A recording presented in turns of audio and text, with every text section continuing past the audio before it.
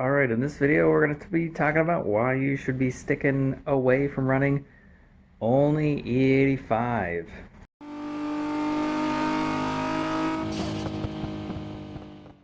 Okay, so if any of you have seen my videos before, you know that I've converted my Genesis Coupe to run on E85. Now, currently I'm in the process of swapping a Haltech Elite 1500 into the car to help address some of these issues that I'm going to discuss. But basically, the first thing that I'm going to get to is that you have to convert all of your fuel lines. Now, I use PTFE, which is a fairly expensive material to use. You can use other rubber tubing like FKM because that's the only one that can have sustained exposure essentially to ethanol fuels. Now, PTFE is never going to have any degradation or swelling or anything like that. So essentially, what I've done is from all the way in the back, you need to run a PTFE, the feed line on this car is metal, and since I'm not running huge power, I'm able to use that. However, when we get into the engine bay, I have my new fuel filter, but then also PTFE lines, and the return line has to be PTFE all the way to the back. So, converting your lines, if you need to, is a pretty big hassle to do it if you're going to run only E85.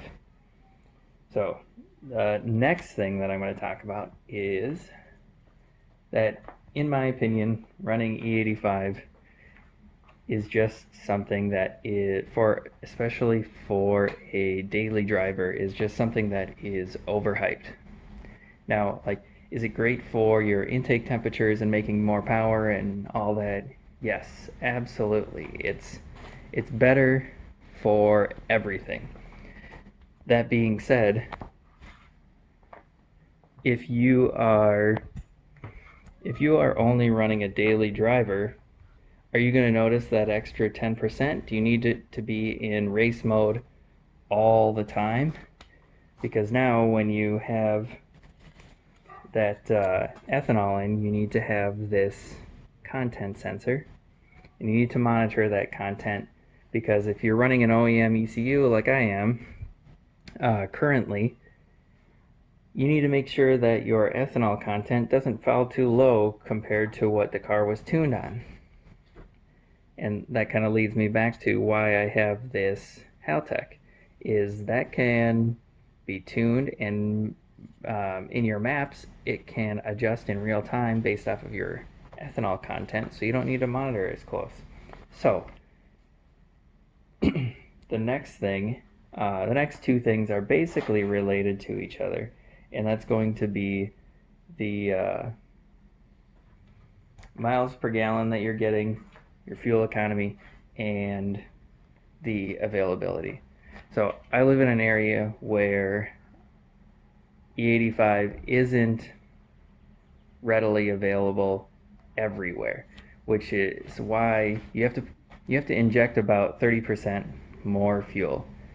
So just naturally you're going to use more fuel because E85 is not as energy dense as regular gasoline. So basically every time I go to fill up, I bring this big 5-gallon jug with me. I fill the car up, I fill this up, so it helps reduce the amount of times I have to go to the gas station. Either way, this car isn't a 100% daily driver, but I do drive it often in the spring, summer, fall. And that reduction in my fuel economy, and basically the hassle of having to do this because I'm only running E85, is a bit of a hassle. So, and then the last thing on the list that I have is going to be your tuning costs. So they have to completely redo all of the, if you're on the OEM ECU, all of your like the injectors and your timing and all of the maps for all of that have to be completely redone before E85. So if you are planning on just running E85 only, because of all these reasons, I would just say don't. Save up the extra that you need, because when you put this content sensor in there, you should definitely be able to just run a standalone. And when you run a standalone, it, like I mentioned earlier, it will monitor that stuff, assuming that you are tuned correctly. You're with your ethanol content.